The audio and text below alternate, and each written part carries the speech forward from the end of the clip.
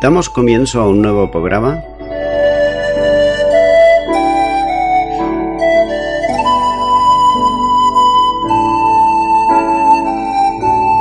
Servidores de Dios. Quien te habla es Manuel Cornejo.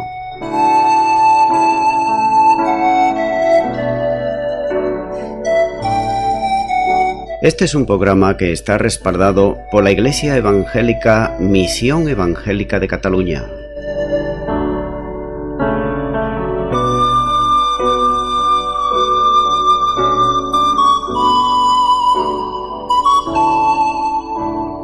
Estamos situados en la ciudad de Sabadell, en la avenida Matadepera número 239.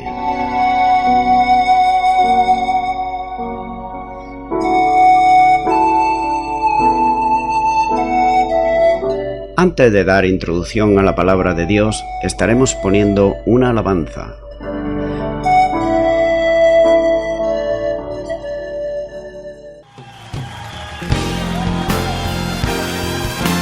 Cante al Señor toda la creación, honra y poder, majestad sea al Rey. Montes caerán y el mar rugirá al sonar de tu nombre. Canto con gozo al mirar tu poder, por siempre yo te amaré y diré, incomparables promesas me das, Señor.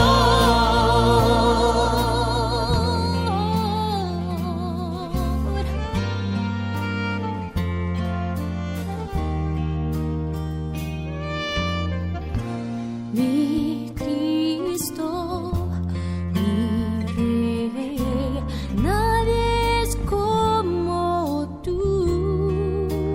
Toda mi vida quiero exaltar las maravillas de tu amor.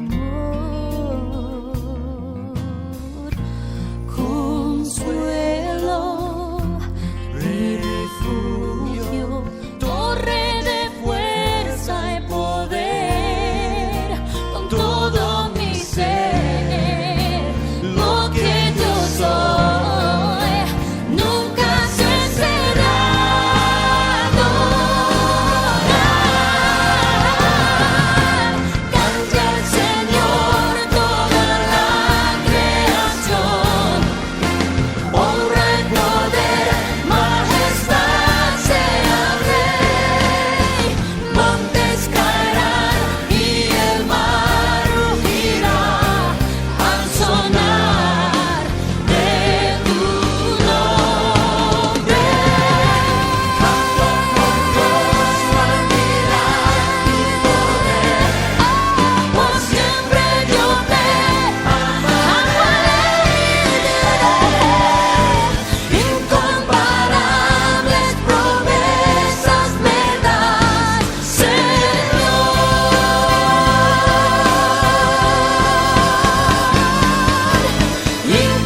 Incomparables promesas me das, Señor, Señor, Señor, aleluya. Incomparables promesas me das,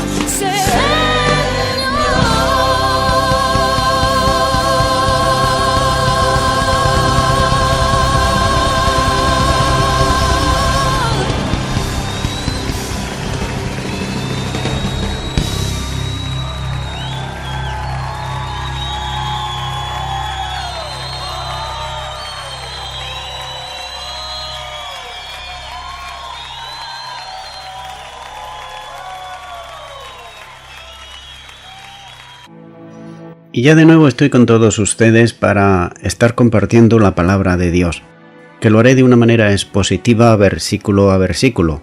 Es por eso que continúo con el libro de los Hechos, capítulo 7, los versículos 54 al 60 nos va a estar hablando de la reacción del concilio. Pero empecemos con el versículo 54, donde nos dice: oyendo estas cosas se enfurecieron en sus corazones y crujieron los dientes contra él. Si leemos el discurso de Esteban, especialmente la conclusión, no es difícil entender la reacción del Sanedrín. Sin embargo, debemos poner atención a la narrativa desde el punto de vista cultural de una cultura judía y en aquellos momentos. Es evidente que el mensaje de Esteban había impactado grandemente en los corazones endurecidos contra las verdades que el Espíritu Santo comunicó por medio de él. El mensajero era ahora objeto de las iras de los jueces, pero hay que tener en cuenta que un juez debe ser una persona imparcial, ecuánime y por lo tanto sin manifestación personal alguna de ira en contra del acusador. Simplemente debe dictar sentencia y debe hacerlo justa conforme a la ley. Sin embargo, todos aquellos que tenían un sentimiento personal contra el acusado sobre el que se tenían que dictar la sentencia, vemos que la ira ardía con fuerza en el corazón de ellos. Un corazón lleno de ira no puede sino manifestarse al exterior y lo hace en un atropello injusto. Las reacciones violentas del concilio no permitían la continuidad de la palabra de Esteban, que aparecen como atropella ya en medio de aquellas reacciones. Y de nuevo podemos observar que la ira llena el corazón de los jueces, como se había manifestado antes en el juicio en contra de los apóstoles, en este libro. De Hechos de los Apóstoles, capítulo 5 y versículo 33, ahí nos lo muestra bien claro. Es por eso que en aquella ocasión fueron convencidos todos por Gamaliel, que evitó la muerte de los apóstoles. Pero en esta ocasión solo se habla de ira en el corazón de todos los presentes. Sigue diciendo este versículo 54, y crujían los dientes contra él. La palabra significa morder, moler, rechinar los dientes como un grupo de perros gruñones. El pueblo estaba enojado, lleno de ira y de malicia también, listo para emplear la violencia y listo para desatar la furia de sus emociones. Las palabras de Esteban lo habían herido en lo más hondo a sus oyentes, ya que no estaban desesperados porque habían sido confrontados con la verdad que ellos no querían de ninguna manera admitir. También en los días de hoy suele ocurrir exactamente igual, y lo podemos ver cuando una persona que es religiosa y es confrontada con la verdad de la palabra de Dios y acusado de seguir sus costumbres, sus principios y sus formas humanas, pero no están conforme a las Escrituras, ¿qué es lo que hacen? Relichan los dientes y buscan cómo deshacerse del que, manejando la Biblia, lo confronta con lo que Dios dice en ella. El mundo y muchos religiosos están llenos de tradiciones, de ritos y de costumbres humanas, pero pocos de ellos, realmente se puede decir que ninguno, sigue la palabra de Dios, sino que siguen las tradiciones. Continúa ahora con Hechos capítulo 7 versículo 55, donde sigue diciendo la palabra de Dios.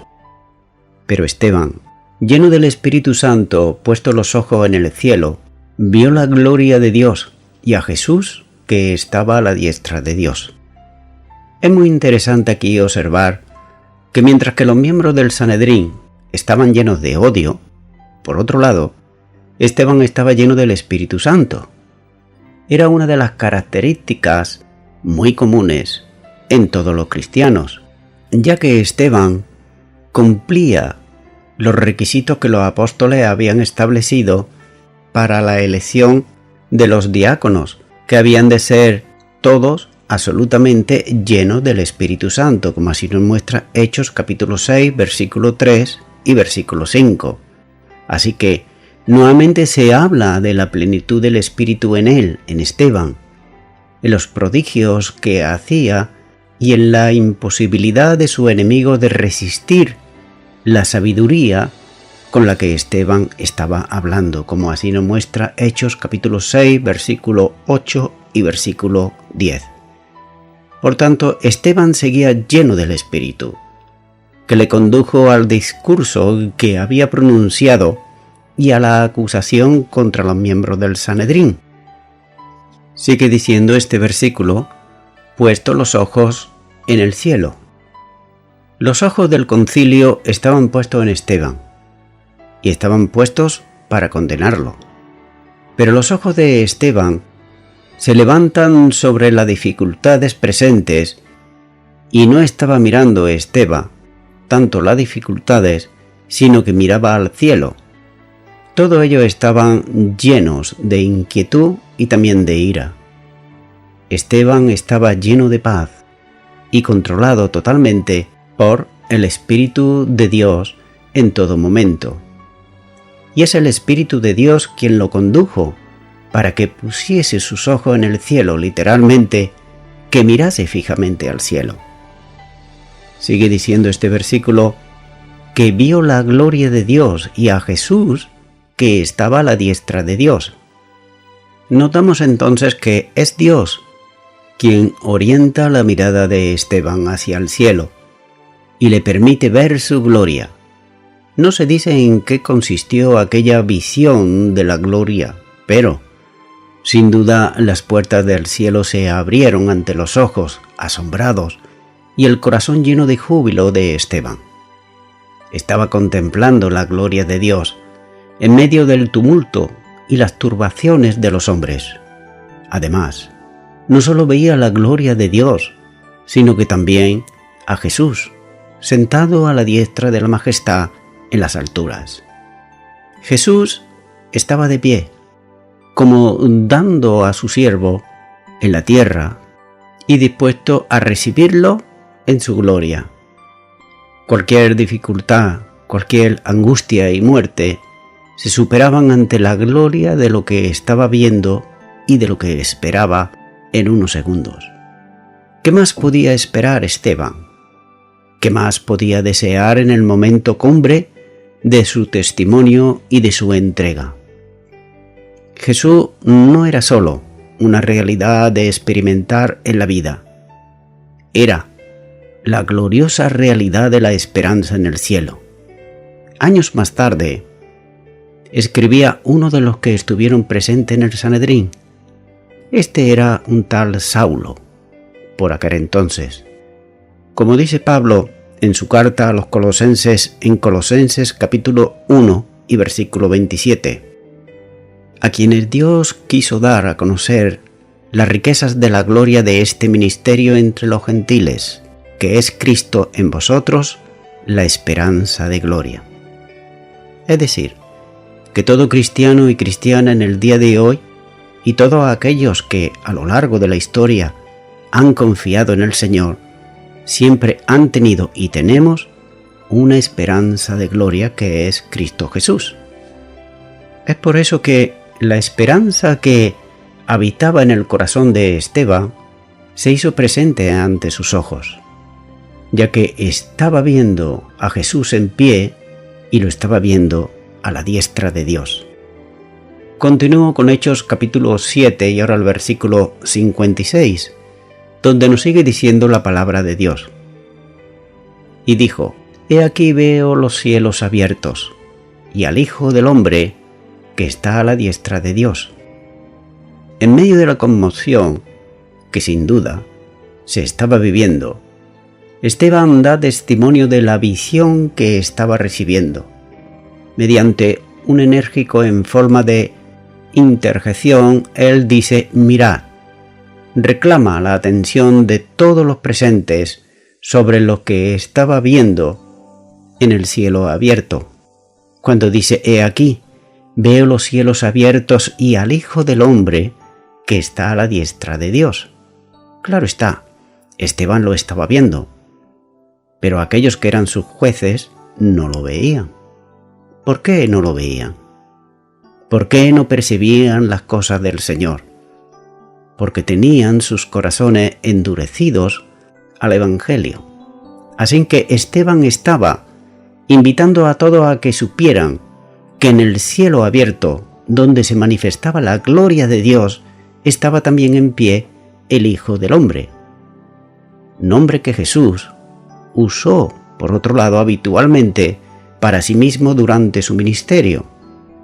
Es el título mesiánico que aparece en la profecía de Daniel para referirse al gobierno de Dios por medio del Hijo del Hombre, cuando nos dice en Daniel capítulo 7 versículos 13 y 14: Miraba yo en la visión de la noche, y he aquí con las nubes del cielo vi a uno como un hijo de hombre, que vino hasta el anciano de días, y le hicieron acercarse delante de él, y le fue dado dominio, gloria y reino, para que todos los pueblos, naciones y lenguas le sirvieran. Su dominio es dominio eterno, que nunca pasará, y su reino, uno que no será destruido.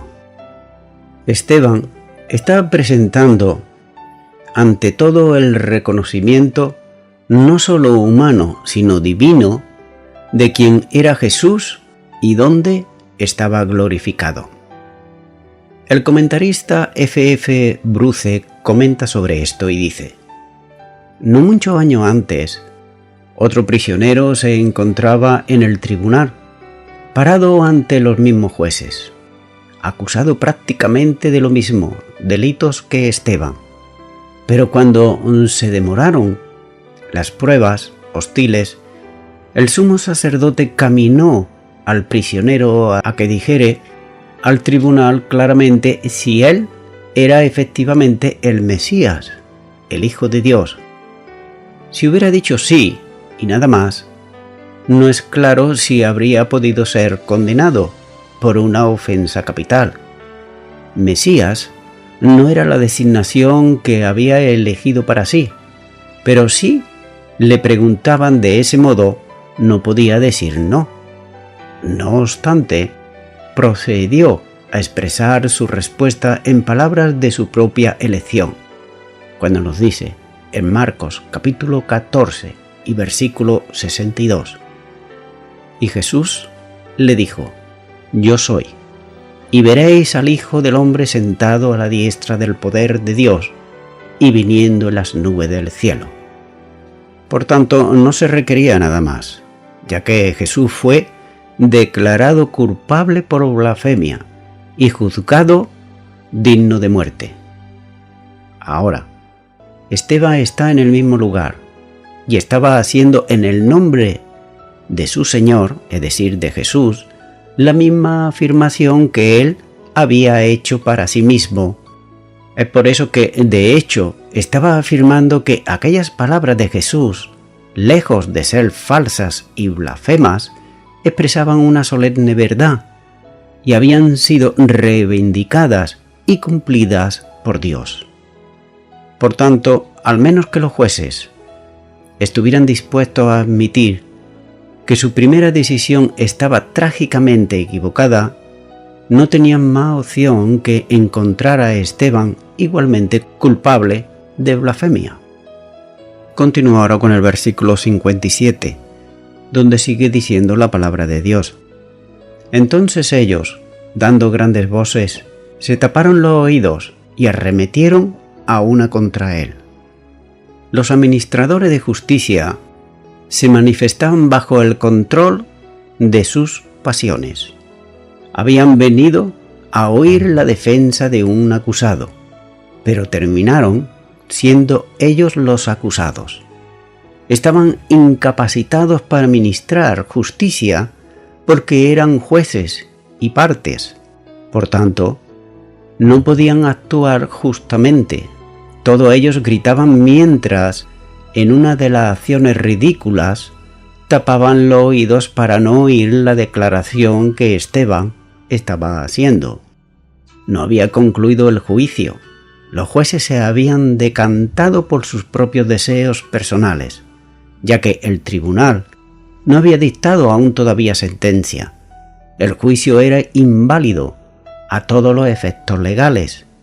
Es posible que el juicio se hubiera detenido en el momento en que tumultuariamente muchos de los miembros del Sanedrín se levantaron unánimemente y se abalanzaron contra Esteban.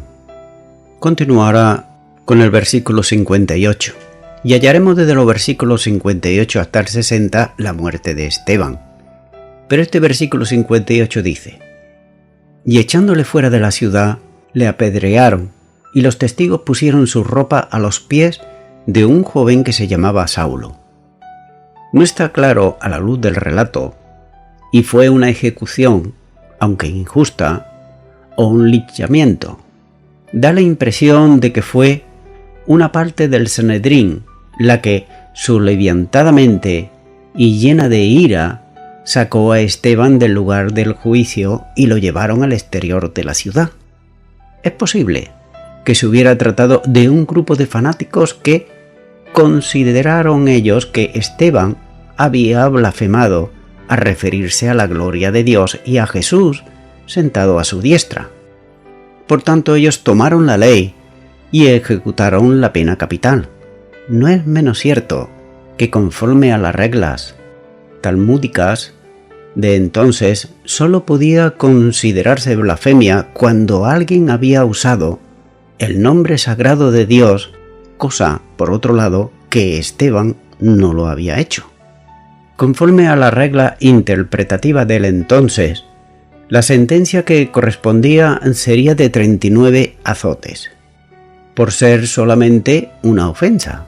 Sin embargo, la pena de muerte basada en el testimonio contra Esteban podía llevarse a cabo según las reglas judiciales de los saduceos, siendo estos quienes, como en el juicio contra Jesús, llevaron totalmente la dirección del juicio. No cabe duda que los juicios llevados a cabo en el Sanedrín no eran imparciales y justos en muchísimas ocasiones. Por otro lado, hay que considerar que es difícil determinar la legalidad de la ejecución de Esteban, teniendo en cuenta que la pena capital no podía llevarla a cabo los judíos, ya que era prerrogativa de los romanos, como queda claro en el Evangelio de Juan capítulo 18 versículo 31. Pero esto da pie a entender que fue un linchamiento del populacho, subido por algunos radicales del Sanedrín, que los romanos no previeron o no pudieron evitar. En tiempo de la muerte de Esteban, era gobernante romano Poncio Pilato. Con todo, el prestigio y autoridad de Pilato había caído drásticamente en Judea, de modo que el Sanedrín podía actuar sin temer que una acción semejante pudiera traerle algún problema con Poncio Pilato ni con Roma. Sigue diciendo este versículo 58, y los testigos pusieron su ropa a los pies de un joven que se llamaba Saulo. Probablemente se trató de una ejecución legalmente establecida al considerar como blasfemia que Jesús, que había sido crucificado y considerado como maldito, se le presentara como sentado a la diestra de Dios en la gloria. La mejor evidencia es que allí había muchos testigos que arrojaron piedras sobre Esteban, cumpliendo lo que la ley establecía para una ejecución de este modo, cuando nos dice en Deuteronomios, capítulo 17 y versículo 7. La mano de los testigos caerá primero sobre él para matarlo, y después mano de todo el pueblo, así quitará el mal de en medio de ti. Es por eso que los testigos que arrojarían las piedras se despojaron de sus ropas para hacerlo, y depositaron su ropa a cuidado de un joven, como nos dice la palabra, que se llamaba Saulo. Continuará con el versículo 59, donde nos sigue diciendo la palabra de Dios. Y apedreaban a Esteban, mientras él invocaba y decía: Señor Jesús, recibe mi espíritu. Quien vivió a Cristo muere de una forma semejante a la de Jesús. Mientras las piedras caían sobre él, sobre Esteban, la muerte le sobrevenía, pero tuvo tiempo para encomendar su espíritu en las manos del Señor Jesús. La construcción gramatical en el texto griego expresa urgencia, ya que se utiliza la forma verbal auristo del imperativo, como si dijese: Señor Jesús, ahora mismo, mi espíritu. Es una expresión semejante a la que hizo el Señor Jesús en la cruz, allá en Lucas capítulo 23, versículo 46, con la diferencia notoria que allí el Espíritu se encomendaba al Padre, y aquí Esteban encomienda su espíritu al Señor Jesús, lo que testifica la aceptación de la deidad de Cristo desde el principio de la Iglesia, cosa que desgraciadamente en el día de hoy algunas sectas por ahí lo niegan, pero que la palabra de Dios lo verifica, y este versículo es una prueba de ello.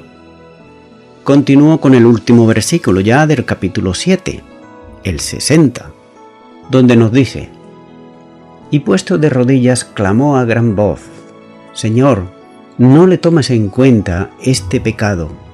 Y habiendo dicho esto, durmió.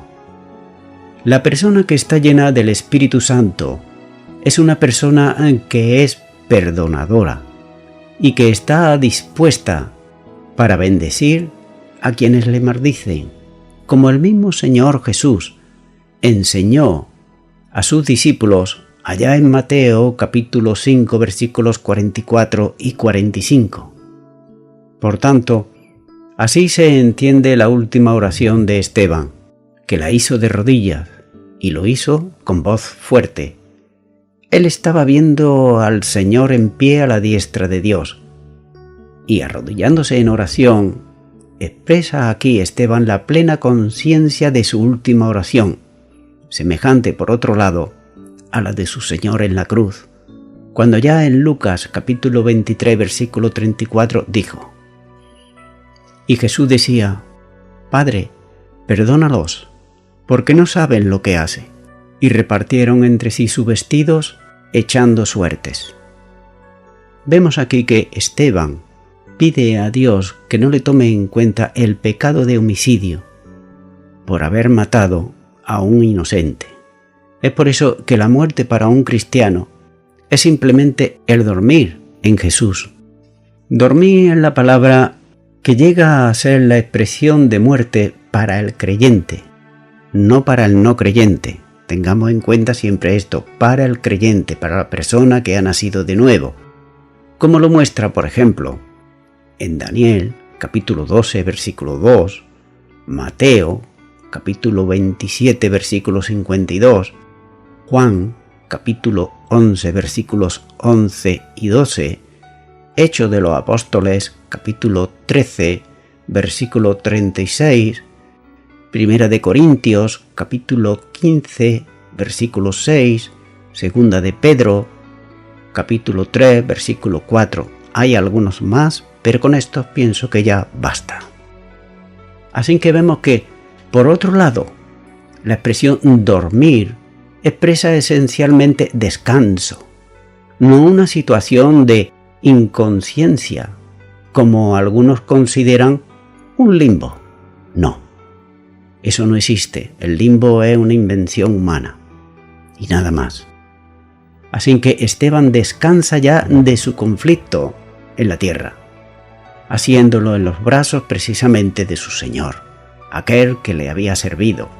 Su cuerpo, el de Esteban, sería enterrado y se iba a descomponer, pero su espíritu estaba en la presencia misma del Señor.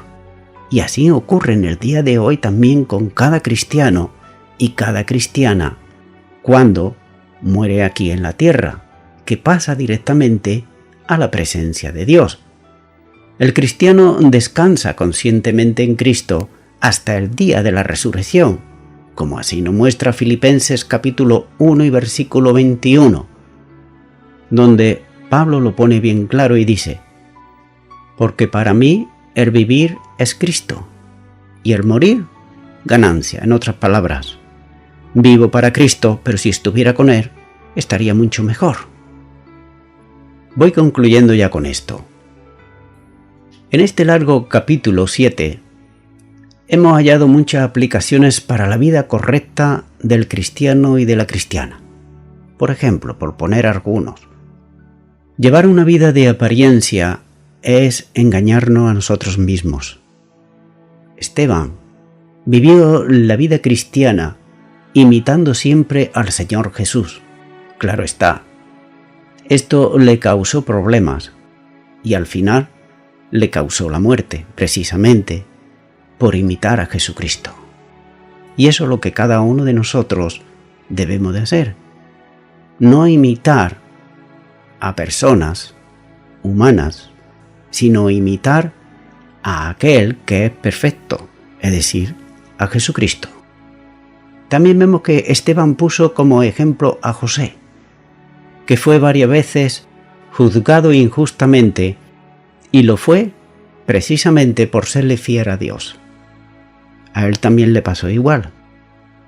También hallamos como enseñanza que no es suficiente el tener la palabra de Dios y el conocer la palabra de Dios, ya que lo importante es obedecerla y ponerla por obra. Israel le pasó esto. Moisés le dio los mandamientos, tenían la palabra de Dios, pero ni la creían ni la obedecían, así que no le servía de nada. También hallamos que en la vida del cristiano y la cristiana no están sujetas a formas, ni tampoco a normas de hombres. Hay que considerar también que no nos pase como a Israel, que estaban congregados como pueblo de Dios, pero su corazón estaba en el mundo. Es decir, que nosotros hemos de ser dirigidos por el Espíritu Santo de Dios y nuestro corazón, el único que debe de reinar, es Cristo Jesús. Y finalmente, el creyente es llamado por el Señor, y si Él es nuestro Señor, deberemos depender de Él en todo momento, y no de nosotros mismos. Es por eso que el cristiano que vive en el Espíritu ama a su prójimo, perdona y es pacificador y restaurador. Amigo y amiga oyente, Esteban dijo en su oración final: no le tomes en cuenta este pecado. Y notamos que Esteban era una persona que, pese a lo que le estaban haciendo, él perdonó a aquellos que estaban abusando de él, es decir, que lo estaban apedreando. Jesús enseñó en Mateo 6:12: y perdona nuestras deudas, como también nosotros perdonamos a nuestros deudores. Amigo y amiga oyente, para que Dios perdone tus pecados, tú debes de perdonar también a aquellos que quizás te han ultrajado, te han hecho daño en el pasado o quizás ahora. Fíjate que Esteban lo hizo, y tú seguramente todavía no has llegado a pasar lo que pasó Esteban. Así que si Esteban lo hizo, sufriendo muchísimo más que tú injustamente, tú también puedes hacerlo. Es por eso que te invito a que en esta hora, en este momento, tú puedas aceptar en tu corazón a Jesucristo como Señor y Salvador.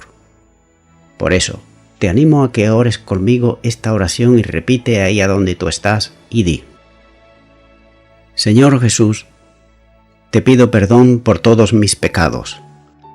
Me arrepiento de ellos y perdono a toda persona que me ha hecho daño. Te pido también, Señor, que me sigas mostrando a quiénes personas, si no lo he hecho, debo de perdonar. Te doy gracias y a partir de hoy tú eres mi Señor y mi Salvador. En tu nombre, en el nombre de Jesús. Amén. Amigo y amiga oyente, si tú has hecho esta oración de todo tu corazón, te recomiendo que comiences en primer lugar a orar a Dios en el nombre de Jesucristo. Orar a Dios no es rezar, sino que es hablar con una persona. También te recomiendo que leas la palabra de Dios. Comienza por los evangelios si no lo has hecho nunca. Y también te recomiendo que para que puedas crecer espiritualmente, te congregues en una iglesia cristiana evangélica donde se predique, se enseñe y se practique la sana doctrina y la palabra de Dios. Congrégate ahí y con el tiempo crecerás espiritualmente y podrás servir al Señor Jesucristo. Que Dios te bendiga. Y a toda la audiencia, nuevamente ya me estoy despidiendo de todos ustedes y será hasta el próximo programa. Que Dios os bendiga a todos.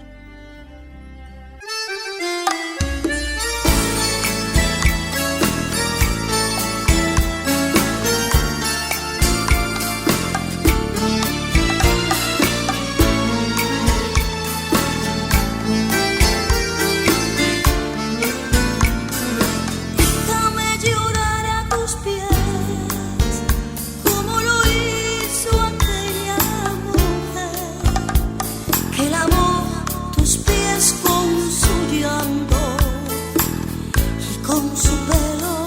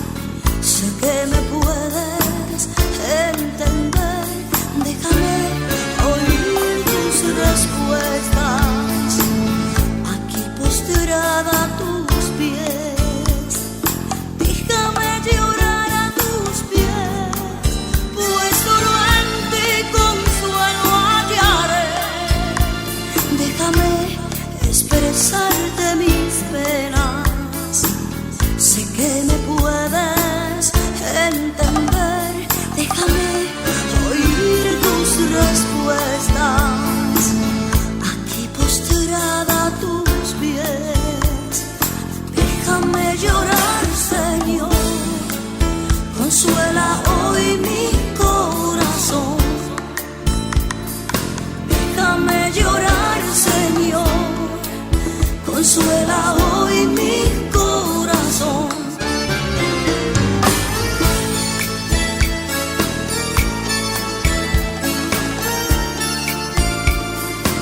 corazón. Déjame llorar a tus pies, pues solo en ti consuelo hallaré. Déjame expresarte mis penas, sé que me puedes entender.